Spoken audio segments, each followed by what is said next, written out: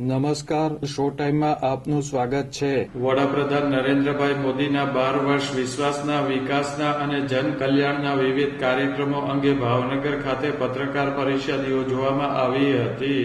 આ પત્રકાર પરિષદમાં ભાવનગર જિલ્લા પ્રભારી મંત્રી કૌશિકભાઈ વેકરિયા અને કેબિનેટ મંત્રી જીતુભાઈ વાઘાણી ઉપસ્થિત રહ્યા હતા અને ભાવનગર શહેર અને જિલ્લામાં યોજાનાર પ્રગતિપથ યાત્રા, જનકલ્યાણ શિબિર, વિકસિત ભારત સંકલ્પ સંમેલન સહિતના કાર્યક્રમો અંગે માહિતી આપી હતી। વિશ્વાસના 12 વર્ષ વિકાસના અને 12 વર્ષ જનકલ્યાણ, જે રીતે સમગ્ર દેશ આજે નરેન્દ્રભાઈ મોદીના નામથી ગૌરવ લઈ રહ્યું છે, સમગ્ર વિશ્વ એ ભારત દેશની નોંધ લઈ રહ્યું છે અને 12 વર્ષની ઉજવણીના અલગ અલગ કાર્યક્રમો પણ થવાના છે।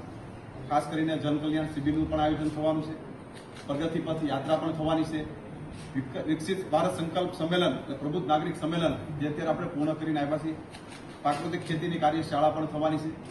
એવી જ રીતે જે રીતે પત્રકાર પરિષદોના મિત્રોના માધ્યમથી સરકારની યોજનાઓ અને સરકારના 12 વર્ષની ઉજવણીના કાર્યક્રમોના માધ્યમથી અલગ અલગ પ્રસારના પણ કાર્યક્રમો થવાના છે, વિશ્વ યોગ દિવસની ઉજવણી પણ થવાની છે, સ્વચ્છતા અભિયાન પણ થવાનું છે। એ જનકલ્યાણ માટેની વાત કરે છે। આ બધા જ અમારા કાર્યક્રમો એ સામાજિક આંદોલનના કાર્યક્રમો છે। વિકાસની વાતો એ લોકો સુધી પહોંચે અને એમનું પણ બધાના ધ્યાનમાં રહે એ પ્રકારના પણ કેટલાક સીમાચિહ્નરૂપ જે કામો છે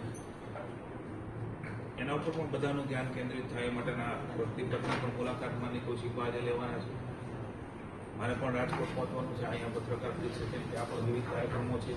આ પત્રકાર પરિષદમાં ભાવનગર શહેર અને જિલ્લાના પદાધિકારીઓ અને અધિકારીઓ હાજર રહ્યા હતા।